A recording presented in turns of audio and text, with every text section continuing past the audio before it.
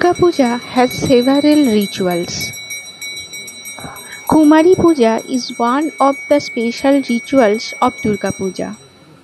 It's generally performed during the Ashtami or Navami day during the Durga Puja. Goddess Durga is also worshipped in the form of a young girl, who is considered as the earthly manifestation of Devi Durga. According to Hindu Shastra, the young girl of age 1 year to 16 years is worshipped as an embodiment of goddess Durga. In the year 1901, Swami Vivekananda first initiated the rituals of Kumari Puja at Belur Math.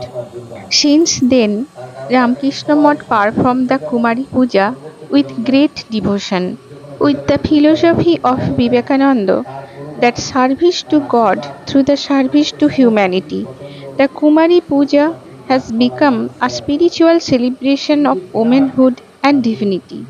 থেকে উঠে সন্ধে রাত্রি কোনো সময় যেন শ্রদ্ধা না চলে যায়, সেই জন্যই হিন্দু সমাজে বাঙালির গৃহে গৃহে এই ঘট বসানো হয়েছিল।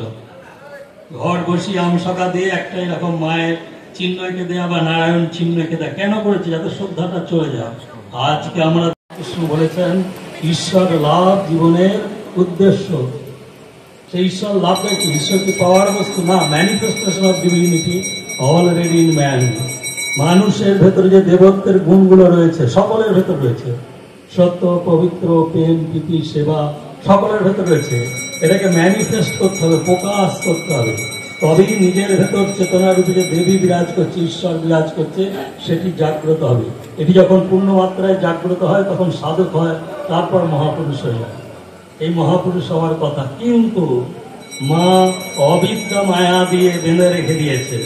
চণ্ডীতে লেখা আছে মা মহামায়া বিদ্যা মায়া দিয়ে বন্ধন খুলে দেয়। ভালোবাসে এবং আমাদের গান আছে, গানে বলা আছে যে তিনি যদি বাতাস না দিতেন আমরা 1 সেকেন্ডে এখানে ছটফট করে দিতাম। এই বাতাস কিন্তু অক্সিজেন আমরা তৈরি করি না, বাতাস আমরা বয়ে না, সব তার ইচ্ছায় হয়।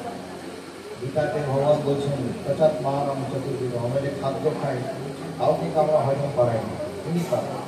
বহুলু তাকে কিছুই না করা তাহলে জগতের কোনো কিছু সম্ভব না। এই নিয়ে একটা দ্বন্দ্ব হয়েছিল দক্ষিণেশ্বরে। ঠাকুর যখন বলছেন এই কথা যে মা সব করতে পারেন, তখন মধুবাবু বলছেন যে আপনার মা কি লাল জবা গাছে সাদা জবা ফোটাতে পারেন? মায়ের ইচ্ছা হলে পারেন। ঠাকুর বললেন পরের দিন হঠাৎ দেখি না একই ডালে একটা লাল একটা সাদা জবা ফুটে। তাড়াতাড়ি মুসুরকে দেখে মন্দিরে মা রয়েছেন, কুমারী রয়েছেন, সাধু সন্ন্যাসী রয়েছেন, আপনারা ভক্ত রয়েছেন, সকলের ভেতর যা দেবী সর্বভূতেষু চৈতন্য রূপেণ সংস্থিত, মা তো বিরাজ করছেন। কিন্তু সেই মাকে জানতে গেলে, আস্বাদন করতে গেলে মনটা হচ্ছে বাধা। তাহলে ঈশ্বরের সাথে আমার সম্পর্ক, আমার অনুভূতি কেন হচ্ছে না? ভেতরে একটা আরাধনা, এই হচ্ছে মাধুরী আরাধনা। সকলের ভেতরে এগুলো গতিত হয়ে গেছে, বাচ্চাগুলো বাদ দিয়ে সকলের ভেতর ইন্দ্রিয় পঞ্চ, জ্ঞানেন্দ্রিয় পঞ্চ, কর্মেন্দ্র, মন, বুদ্ধি, অহংকার, এগুলো সারাক্ষণই কিছু খেতে চাইছে, ভালো মন্দ, সারাক্ষণ চঞ্চল হয়ে গেছে মানুষ, প্রচুর চঞ্চল, সারাক্ষণ শুধু দেখছে আর ভাবছে। কিন্তু নিজের মনটাকে তো ভাবতে হবে, মনে কতটা খারাপ হলো, কতটা মন্দ হলো, মনটা ধিস্থির আছে কিনা। আমরা ভাবি মনটা যখন ধিস্থির নেই, নাও আরো 2 ঘন্টা মোবাইল দেখো, এই করে সময় দিতে হবে। শ্রীরামকৃষ্ণ জীবনের সবচেয়ে কিছু, তুমি যখনই কোনো ভক্ত আসছেন শুধু জানতে চাইছেন তুমি কি ধ্যান করো, তুমি কি জপ করো, তুমি কি মাকে ডাকো? গিরিশ্বর বলছে আমার তো সময় নেই, সারাদিন থিয়েটার করতে হয়। বলছে তাহলে বকলমা দাও, যখন চিন্তা করবে তখন আমাকে একবার চিন্তা করে নেবে, শ্রীরামকৃষ্ণ বলছেন। তাহলে আজকে আমরা এই বার্তা দিতে পারি, আমরা ভক্তরা রামকৃষ্ণ, বিবেকানন্দ, মা সারদার এই ছত্র ছাওয়ায়, ঠাকুরের কথায় যে আমরা তাদের বকলমা দেবো, তাদের দিনান্ত একটু নাম করব। শ্রীরামকৃষ্ণ এই ঈশ্বর ধর্ম সহজ করে দিয়েছেন, মাধুরী তত্ত্বটাকে সহজ করে দিয়েছেন, মায়ের চেতনাটাকে সহজ করে দিয়েছেন। তাহলে আমরা যে যেখানে থাকি না কেন, এটা আমাদের কর্ম, প্রত্যেকের ভেতরে সেই তৃপ্তি এসে যাবে। কেন? কুমারী শুদ্ধ চিত্ত নরনারী হিরণ্যগর্ভর সাথে কানেকশন। সেটা আবার কি জিনিস? হিরণ্যগর্ভ এটাই হচ্ছে একমাত্র শব্দ যাকে সাধনা করলে মানুষ সব লাভ করতে পারে। হিরণ্যগর্ভকে বলা হয় কসমিক মাইন্ড, বিশ্বমন। স্বামীজি বলছেন we are the connected with all this mind. আমরা জানি আর না জানি, আমরা যদি সাধনা করি এখানে যত মন আছে সব মনের সাথে কানেক্টেড হয়ে গেছে। যত মন আছে, যেমন এই যেখানে আমরা বসে আছি বিবেকানন্দ মঠ, এটা সূর্যের চারিদিকে ঘুরছে। যখন এটা আমরা ভাবি তখন কি এটা মনে হচ্ছে বারাকপুর? এটা তো মহাবিশ্বে ঘুরে বেড়াচ্ছে গ্যালাক্সির ভেতরে। কিন্তু এই জন্য আমাকে চিন্তা করতে হবে, ভাবতে হবে যে কী কথা। এই যে গঙ্গাটা বারাকপুরে বইছে, এটা তো আকাশ গঙ্গার ভেতরেই বইছে। এটা ভাবতে গেলে আমাদেরকে চিন্তা করতে হয় যে তাই তো।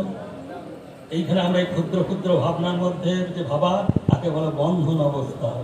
ঠিক তেমনি কুমারীকে খাওয়ালে, কুমারী পূজা করলে, কুমারীকে ফুল দিলে, কুমারী, তাহলে আমাদের ভেতরে যে জগৎ মাতার যে ভাব দুর্গা, সেটার সাথে কানেক্টেড হয়ে যাবে। সেই জন্য শাস্ত্রে কুমারী পূজার খুব মাহাত্ম্য বলা হয়েছে। এবং কুমারীকে এই যে সাজিয়ে গুজিয়ে আমরা পূজা অর্চনা করছি, যত যত শুদ্ধ পবিত্রভাবে কুমারী পূজা হবে, তত তত আমাদের মধ্যে শুদ্ধ আত্মার ভাবটা জাগ্রত হয়ে যাবে। দুর্গা পুজো মানে শুদ্ধ আত্মা হওয়ার শপথ করা। দুর্গা পুজো মানে মনের অসগুণ সংস্কারকে দূর করা। দুর্গা পূজা মানে যে শ্রদ্ধা অবলুপ্ত হয়ে যাচ্ছে তাকে শ্রদ্ধার মধ্যে নিয়ে আসা। আপনারা জানেন যে ঘটনা, যে গণেশ কার্তিকের মধ্যে একবার প্রতিযোগিতা হয়েছিল কে সারা বিশ্ব ঘুরে আসতে পারে। তো কার্তিক তিনি ময়ূরের পিঠে দৌড়ে চলে গেলেন ধরতে। গণেশ তার মায়ের চালিয়ে ঘুরে এসে বলছেন করে মাই আমার বিশ্ব। এইটা যে বুঝতে পেরেছে সেই হচ্ছে ভগবান, সেই ধন্য, সেই মহামানব।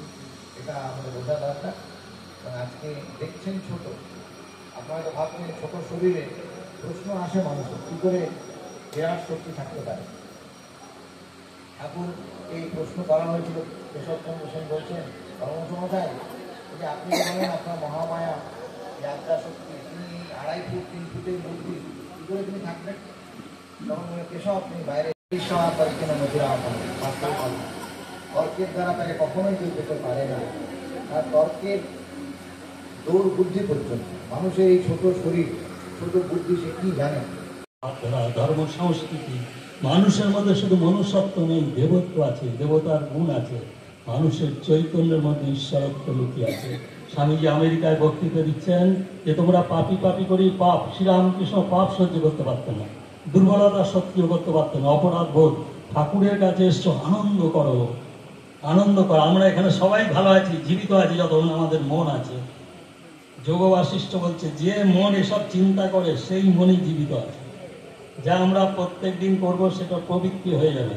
প্রবৃত্তি যদি ঈশ্বরকে চিন্তা, নারী পুরুষের কর্তব্য সেই মায়ের জাতিকে শ্রদ্ধা করা, ভক্তি করা। শ্রীরামকৃষ্ণ মিশন এই মাকে শ্রদ্ধা করেই তৈরি হয়েছে। মা ভবতারিণীর চরণে পুষ্প ভালোবাসা ঢেলে দিয়ে ঠাকুরের আত্মবুদ্ধি হলো। মা শারদার চরণে ঠাকুর তার সাধনার সিদ্ধি দিয়ে দিল, আত্মোপলব্ধি হলো। আর তারপরে আমরা দেখতে পাচ্ছি যে ভগবানের ভাব ছড়িয়ে পড়লো, ঠাকুরের কাছে দলে দলে সবাই আসছে। আমরাও যারা এসেছি কোনো ব্যক্তির কাছে আসেনি, আমরা এখানে এসেছি শ্রীরামকৃষ্ণের কাছে এসেছি, মা শারদার কাছে এসেছি। যদি আমরা এই বইগুলো পড়ি, মায়ের বই, ঠাকুরের বই, তাহলে এখানে আসা মাত্রই আপনাদের কানেকশন হয়ে যাবে ভেতরে। তাহলে ভেতরে কিছু জমাতে হবে, সারা বছর হবে, সারা বছর কিছু জমাতে হবে, একটু কথামৃত করতে হবে, একটু জপ করতে হবে, একটু গীতা করতে হবে। এই জমে গেলে এখানে এগিয়ে দেখবেন আপনি বসে যাবেন গঙ্গার তীরে, আপনার মোর ঊর্ধ্বমুখী হয়ে ঈশ্বরের দিকে চলে যাচ্ছে। যতটা যতটা ঈশ্বরের দিকে গেল ততটা ততটা আপনার কর্মজনিত দুঃখ, বেদনা, যে অশান্তি আছে সেগুলো কেটে যাবে। তাহলে সব কিছুই আমাদের ভেতরে রয়েছে। কুমারী পূজার মধ্য দিয়ে, ঠাকুরের চিন্তা ভাবনার মধ্য দিয়ে আমরা নিজেকে সুসংস্কৃত করে ভগবানের দিকে, মায়ের চরণে আশ্রয় নেব। আজকের এই কুমারী পূজায় এই প্রার্থনা করে শেষ করলাম। এখন মনে হয় আর কিছু এখন আপনার পুজো দেখুন, পুজো চলছে। আমরা আরতির সময় তো মায়ের নাম করব।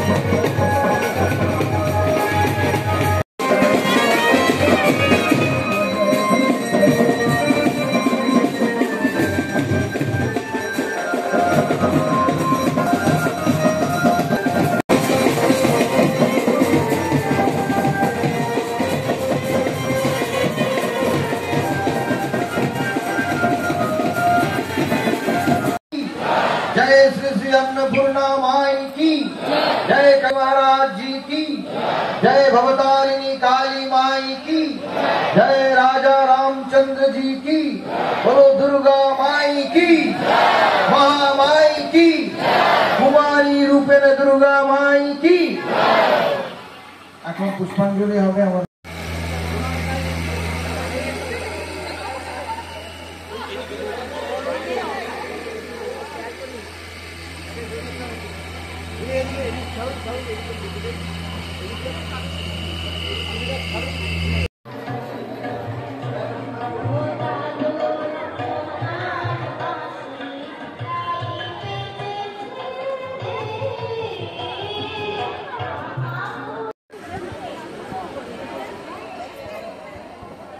বিশ্বাস স্যার না না কথা হবে না।